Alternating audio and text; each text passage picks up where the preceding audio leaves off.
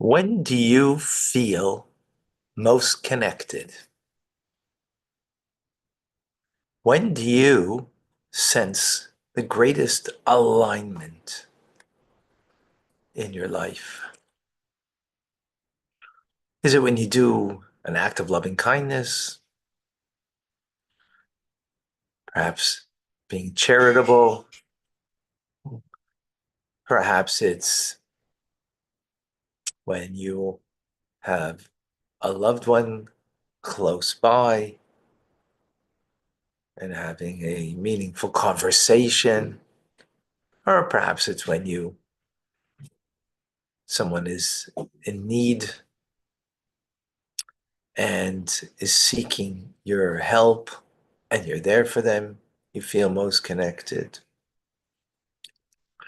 Now, most connected to a human being, of course, will engage that other person, that human being.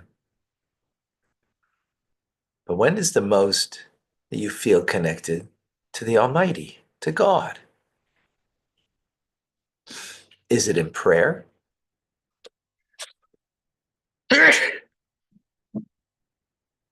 Or is it doing one of God's mitzvahs? Perhaps when women light Friday night Shabbos candles, or a man puts on a pair of tefillin, feels most connected to God. Now, truth is, we need to make a distinction between experience, what you experience in a connection, a divine connection, and then what is in fact, from a divine perspective, a complete and wholesome, full unity.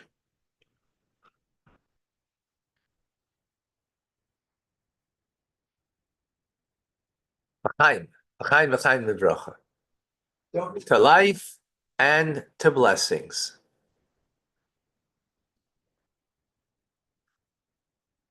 Welcome to Tanya today. I'm Rabbi Ronnie Fine, coming to you from Chabad Tzich in Kadesh in Montreal, Canada, where it's a privilege and a pleasure to share with you the Tanya.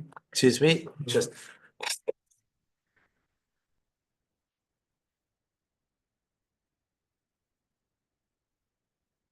I'm good, thank you. We're in chapter 23. Chapter 23 is about a unity and a oneness with the divine, with God. And how do we achieve that? So we spoke yesterday that through the act of the mitzvah, we create a unity and a oneness with God. Why? Just to back up a bit, most people would look at Torah mitzvahs without Tanya's teachings as merely a tool for us to get reward. Do this, you're going to get the reward in the afterlife. Was that true? Yes and no. It's a partial truth. Absolutely. Right? Parent tells child, do something and you'll clean your room for the next week. You'll get ice cream at the end of the week. Right? So God says that. But that's a childish approach. And that's what you do for children.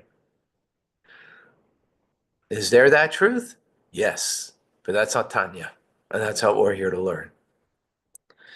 It's a greater truth. And what is that greater truth? That is about our self-refinement. God gives us the mitzvahs for our sake. That we could be a better human being.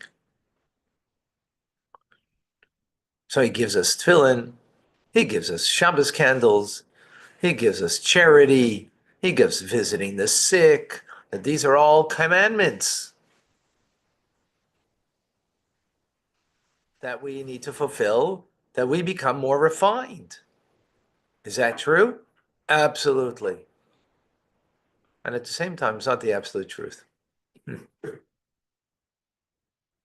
Because that leaves the mitzvah merely on a human level. Is there a truth to that? Absolutely, but it's much more. And without Tanya, without Chabad Hasidus, you probably would leave it there. Comes Chabad Hasidus, comes Tanya and says there's another thing, a deeper. And it's about a unity and a oneness with God. That's really what he wants. That we should be united with him. So we spoke yesterday in the act of doing the mitzvah, reaching out with your arm to give charity, reaching out with your arm to act of loving kindness. You are united with God. How so? Well, it's God's will, right? That you do that mitzvah. It's his inner will, what he really wants. Not an outer will, chasing the bus, right? A means to an end. It's what he really wants. And metaphorically, I have a will. Where's my will come from? My soul, my spirit, right? Not a physical thing. It's the spirit of the person, the neshama. And what does it do?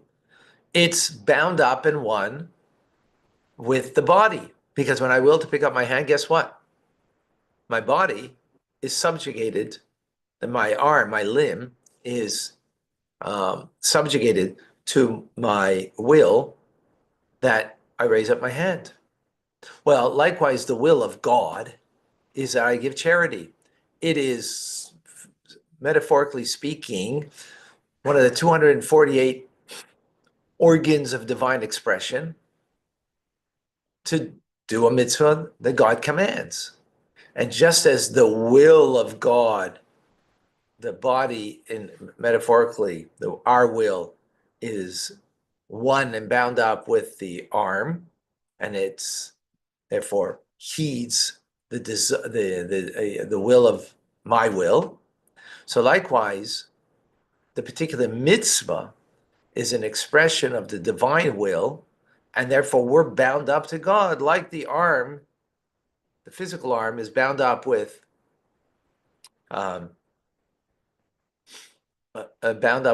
with the spirit of me, the soul of me, right, body and soul, to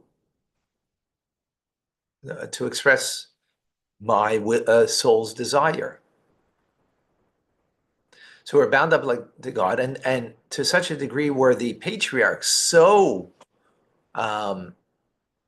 not an entity for themselves that they were called a chariot, meaning they had no will of their own. Their will was just to do the will of God, just like a chariot has no will of its own. When it goes to the right, goes to the left, or goes straight, the rider is the one who dictates. Well, the rider, God Almighty, is the one who dictated to the patriarchs his will, and they were just a conduit to fulfill that will. That's all they were, completely. So likewise, we're that when we do the will of God in the mitzvah that God wants. That my arm in the act is bound up with God. In what way? The way the soul and the body are bound up as one. Right? Because, again, the soul has the will, the body is subjugated to the will. God forbid you have a desire to move your arm and you can't do that. Why can't you do that? It's because there's a flow from the soul's will that is now being blocked. God forbid, that's, when you're paralyzed, you had a stroke or something like that, right? That's something there isn't a unity between body and soul in that manner, right? God forbid. But when we do a mitzvah, we're bound up to God the way the body and soul are bound up to each other. Wow, that's an amazing unity. But that's what we learned previously. Today we learn an even more profound unity we have with God. And it's not in prayer. It's not in the act of doing the mitzvah, but it's an actually, and what we're doing now, Torah study, is even a deeper unity with God. So before we get into it, let's just explain that the unity we have with God through the act of doing a mitzvah, just like an action in the end is something outside of us, right? But the power to do that act, right, in my soul, the limbs of my body are bound up with God, but they're bound up like a soul is bound up with a body. A soul and a body are bound up in life, but God forbid, after 120, what happens is separation between body and soul. So it's not a perfect unity, right? Because they come from different, they come from a different place, if you will. The soul comes from a place of the soul, and the body comes from a place of the body. They're fused together as one, but they're not a perfect oneness. But when we study Torah, as we're doing now, the thought and the meditation of the words of Torah, which is accomplished in the brain of the person in the power of speech, engage in the words of Torah, which the mouth, so what do we have here? We have the thoughts and the speech of the individual, which thoughts are the innermost garments of the divine soul, which is closer to the soul than the faculty of action, which is external. Because when I'm doing an act, again, stretching my arm to give charity, that act is external. Thoughts are within me, and remain within me. So the thoughts of the Torah that I'm comprehending is within me. The act of giving is outside of me. Right? Now, vis-a-vis the unity of God is what we're talking about over here, not the value of what you're doing and the impact of what you're doing. We're not talking about impact here. We're talking about the connection that you have over here. So the divine soul itself is, with the thought and speech engaged in Torah, is enclosed within it, of course, the words of Torah. And that makes a perfect unity with the divine will. You're not merely a vehicle, like the rider that's riding the vehicle and in control of the vehicle, because the rider and the vehicle are two separate things. Body and soul are two separate things in the end. So it's not a perfect unity, right? Because again, body and soul, they retain their separate identities. The body's a body and the soul is a soul. But a perfect unity is when you have the soul and the faculties of the soul that are united. So, for example, we have 10 faculties of the soul, right? How united are they with the soul itself? Can't really separate between them, can you? Body and soul, you can separate between them. We do after 120, right? But the soul, the core essence of the soul, and the faculties of the soul, meaning your intelligence and your emotions, it's part and parcel. Even though they're separate things, they're separate parts of the soul, but they're part and parcel of the soul. That's a much deeper unity.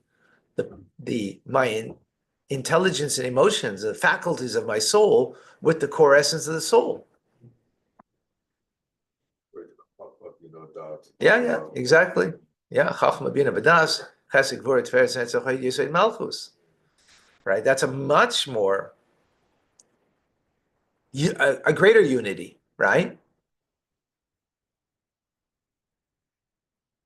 So in the same way, the divine soul and the faculties of speech and thought are united with the divine will when you think or speak words of Torah. That's amazing. Is that clear?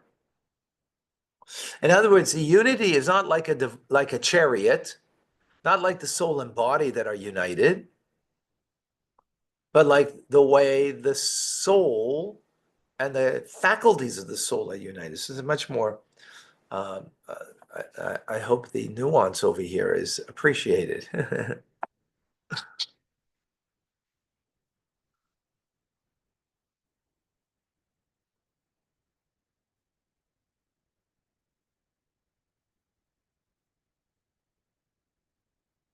I hope that, yeah. So now let's explain this further. The divine will is identical with the Torah subject, whether it be the Jewish law or here what we're learning in Tanya, right? With what one thinks and speaks. Because the Torah teachings is the expression of the innermost divine will itself. So, for example, if God wills that a particular thing is kosher, right? Or that a person is exempt or another person is innocent, or the opposite, whatever the divine will is, right? Whatever the law is, a halacha is. So the unity, which the study of that halacha, of that law, affects between the soul and the divine will surpasses is the unity of body and soul. Likewise, the letter combinations in the Torah. When you study Torah, or the prophets, or the writings, you become united with the divine will and the wisdom, absolutely one with God himself. Let's give maybe a parable over here. A king wants a palace to be built for him. So he wants a wall here, he wants a window here. When you do the act of putting the wall here and the window here, you're fulfilling the will um, of the king, right? Your action is fulfilling his will, which is great. So you're bound up with the king in your action. However, the blueprints, right, that the king put together himself, you understanding that blueprints is understanding his will and wisdom itself. It's not how to apply the will and wisdom. That's when you put a wall here and you put a window there. That's applying the wisdom. But the wisdom and the will itself of the king is in the blueprints.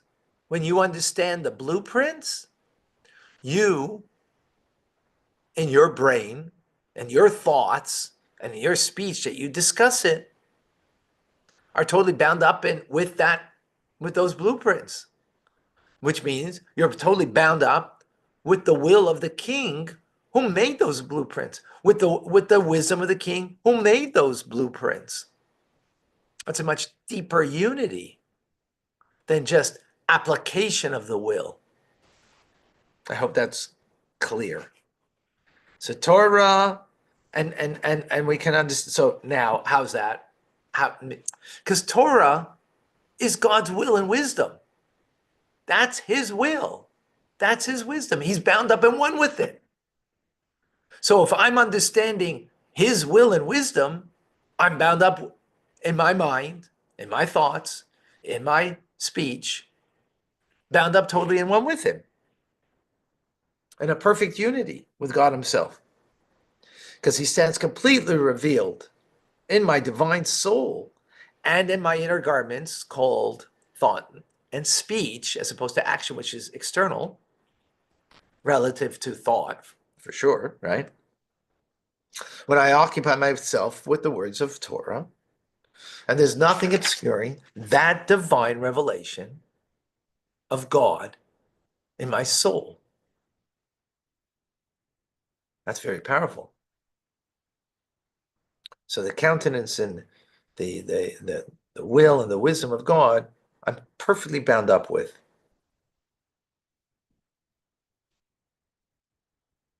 And this is a greater unity than we have, not just to the act of doing a mitzvah, right? Again, putting the wall here, putting the window there, which is, fill in here, mezuzah there, if you will, right? Which is fulfilling, acting upon the the um, the blueprints. Which, of course, we need both things, of course.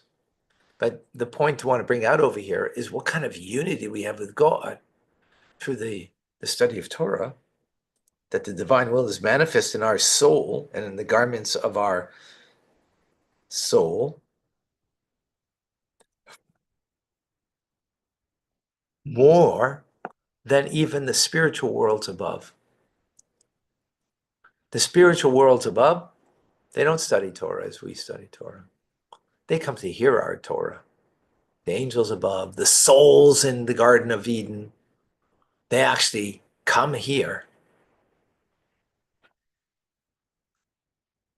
right? They come here to listen to us because we have a divine unity that they can't have, that they're not capable of, because they can't study Torah, right? You need to have a soul and a body to study Torah. So And angels are just souls. Are the people who left this world and they're in the Garden of Eden now? They're just souls, right? They don't have a mouth that they could speak words of Torah. They don't have a brain, right, that they could, think words of Torah. We can think it, we can speak it, and therefore we're united in a perfect unity with God because his will and wisdom is in that teachings. It is the blueprints that we have in our brain, in our head, that we think. Is that clear? So you might say, but I'm not feeling it. I understand, what was said, but I'm not feeling it. I don't feel this absolute unity. It's true. God doesn't allow us to feel it, because if we would, we'd be blown away. We'd be blown away. It'd be too much. That doesn't mean it's not happening. We're just not privy to it because we're not privy, at least yet. Hildy had a question?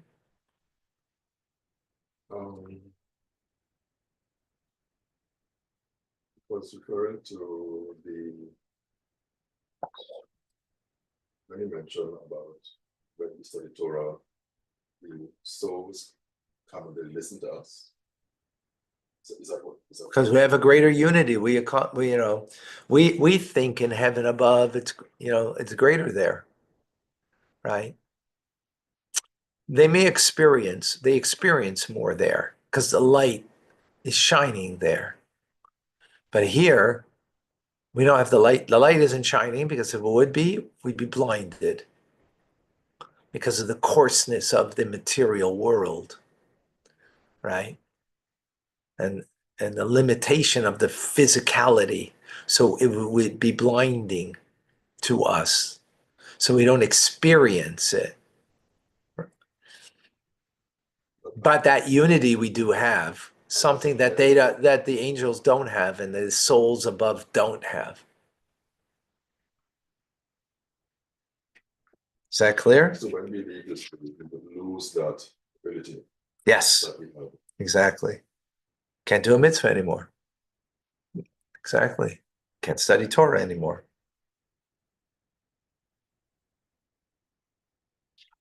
So here's the paradox. We don't feel or experience it, but we can know it in our mind's eye, and that's what's important. Because if we really experienced it, then it'd be very difficult to have a choice. Wow, I could sit and learn Torah and be united with God in the manner that we just expressed. Like, just like the soul is bound up with the 10 faculties of the soul, such a perfect unity, that I am having the blueprints that is an expression. The blueprints are expression of the king's will, because he wanted the door here and he wanted the window there. which is an expression of his will, an expression of his wisdom, which is bound up in one with God. When I know that, I think that, and I speak that, I'm bound up with that. That's pretty awesome. That's pretty awesome. Jeff has a question. So when you perform a mitzvah, you may or may not understand why it matters, but when you speak or study Torah, you are aware of why it should be done. Good question. So, yeah, when you do the mitzvah, since it's not to be bound up with God. Obviously, the more you understand and the more you feel, the more it's a greater, you're bringing the unity with God into your mind and your heart, not just into your limb. But if you just did it, Shmuel, just wait a second, okay? So wait a moment. When you do the act of the mitzvah, fulfilling the will of God, right? So that we have a unity and oneness with God through the act, not through the understanding of the act. Of course, again, the understanding and the feeling towards it is even greater, but in the act of being charitable, knowing that this is the divine will. If you're just being charitable because it makes you feel good, but nothing to do with God, so yeah, it's somewhat lacking in that moment, even though there's still a mitzvah there. It's still a mitzvah. Yeah. Maybe let's take tefillin, right? So you're putting tefillin there on you.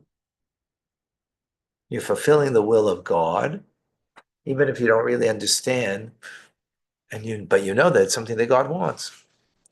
So you're bound up. When it comes to Torah study, you have to understand what you're learning. Otherwise, you're not the blueprints. It's like if you don't understand the blueprints, then you don't have the blueprints in your head, right? You need to understand it. Now, there'll be one architect that can understand it superficially and another one who is very seasoned and understands it more deeply, right?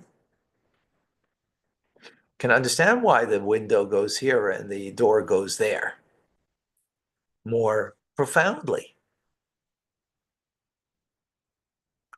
But yeah, there needs to be in the study you need to be aware of, again, for example, like this is um,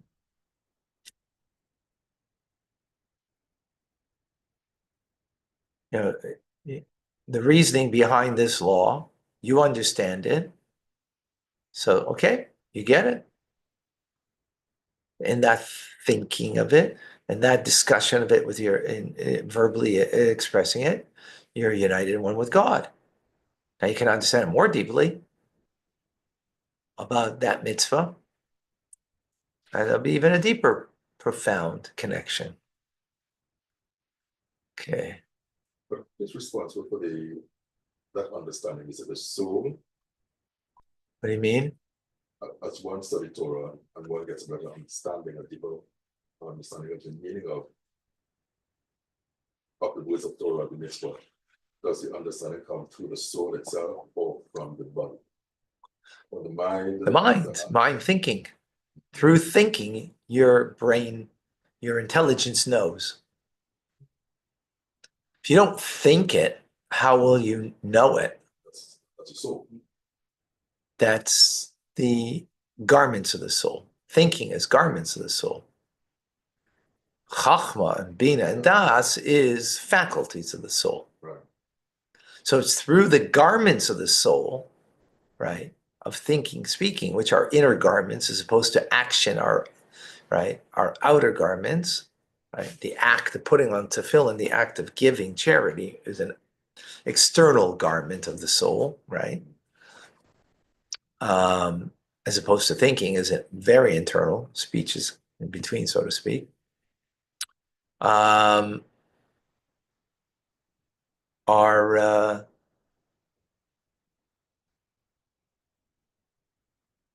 so in an action, you don't have to have awareness except that you're doing the act. But you don't have to have an appreciation what the act, the value of the act is, but that you're doing an act. Like in other words, if you're putting on tefillin and you think you're just putting on strings and not God's tefillin, if you will, then it's a question about the, question of the if you did the mitzvah. So you need to awareness of the act. But in the study of Torah, it's not an awareness I'm studying Torah that's sufficient. You have to have an understanding of what you're learning. So your mind, the only way you have that is because you're thinking it. That's the only way. So it's in the garment, the inner garment of thought, that will bring the knowledge that you will know, right? But it's in the thinking that you're bound up, right? As you're thinking right now of what we're talking about. Okay. Victoria, I think. Yes. But we have to be here to have Torah and do Torah. Yes, in this world. Exactly. Exactly. We have to be in this world. Vicky, is that why angels sometimes fall? Because they aren't connected. Well, they sometimes come here to fulfill a mission.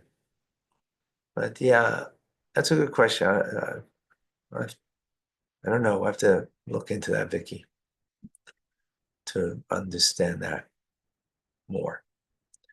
Not clear. I don't know. Tanya, can Torah study increase a person's IQ?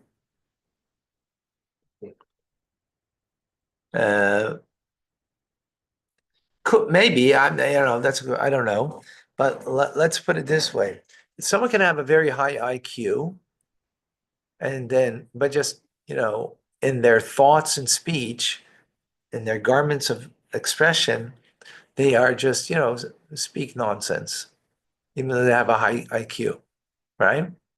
Someone can have an average or maybe lower IQ, but they're constantly thinking and speaking words of divine wisdom. That's much better to have an average or low IQ even, but you're constantly engaged in, divine wisdom than someone who's got a high IQ and is constantly engaged in foolish thoughts and not divine wisdom. I thought engaging in divine wisdom could, in fact, perhaps.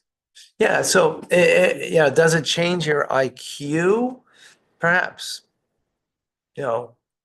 Definitely what it does do, it creates new creases in the brain when you really apply yourself to Torah study. No question about that.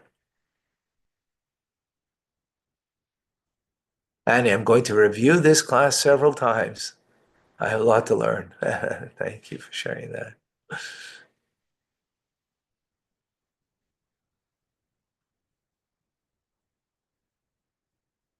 Okay, amazing. Any other questions? Okay, we're going to go to Rambam now. I'm Rabbi Ronnie Fine, coming to you from Chabad Zuch and Kadesh, Manchar Academy. It's a privilege, a pleasure to share with you the Tanya. Have